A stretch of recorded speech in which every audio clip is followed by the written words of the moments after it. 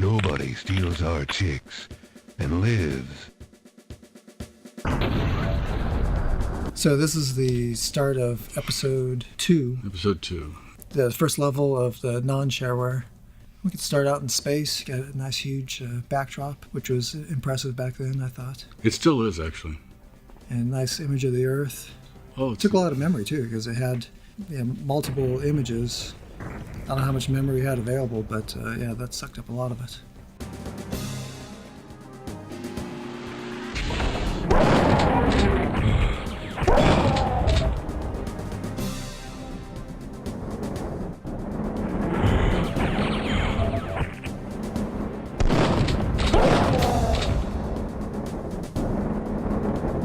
And this map, I was able to, have actual rooms, underneath rooms that you could go. Yeah, it is nice to have. Yeah, and actual 3D space, and then because here's a room, and there's the blue key card underneath the space. You could actually go into and on top of and everything.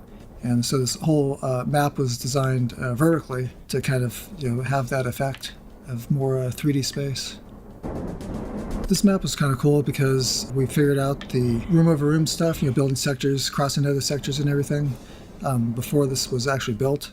So I was able to do a lot of stuff in actual 3D space using that. Yeah.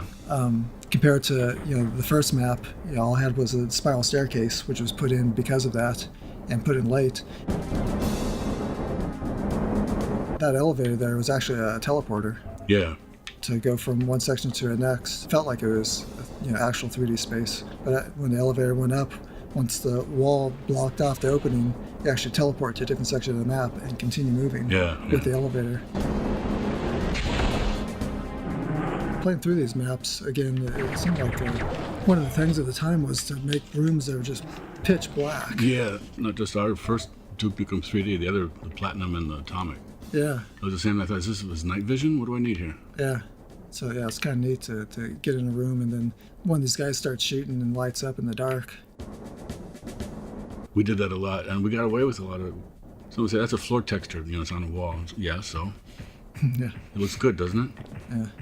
The artist one of the beauties of having that sort of lower res kind of stylized stuff. And nobody cares. They're here to play a game. They're not here to be art critics. Yeah, but it still looks good. You can. No, that's what I'm still saying. Convincing, It's a fun game. Who cares? It would be the artist that would do that, of course. That's a floor texture. What are you doing? I've got some of them in the new maps, and I can making sure the textures and everything are exactly the same. Yeah. Also, how the air shaft at the very beginning of the game works, right? E1L1. Yes. Yeah. Yeah, you fall down the air shaft and you teleport to a different section.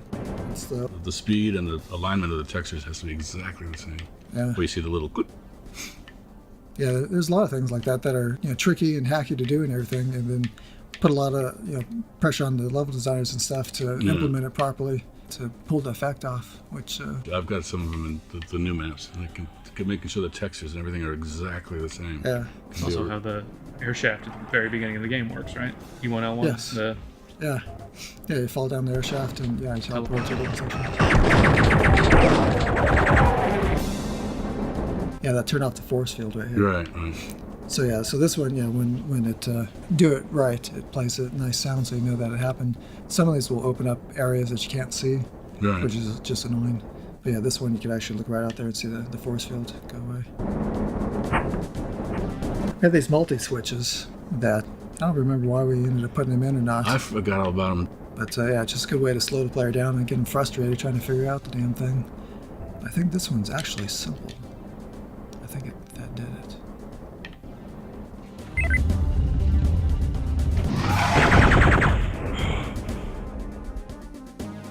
So how hard is it to do this right here?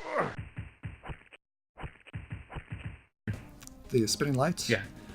This was actually easy because we have a cycler sprite. You put it in a sector, and then you set the offset time of it, and then it just fades the sector brightness on and off, and then you put them around through all the sectors, cut it all up, and then offset the timing on it.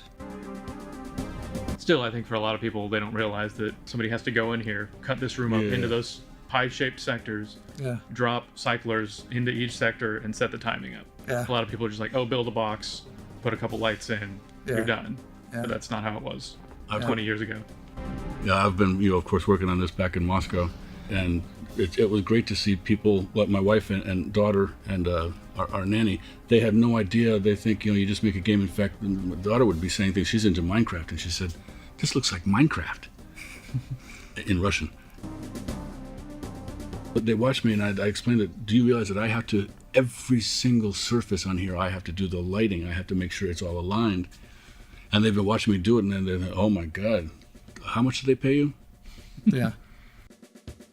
Well, it's incredible how long it takes to do this stuff. And now you look at modern games like Assassin's Creed. It's done for you. And then, it just builds these magical cities.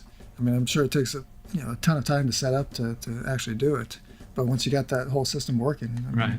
It's like you look at that. If I made that in Build, give me a year, I can make that map. But it's going to take a year.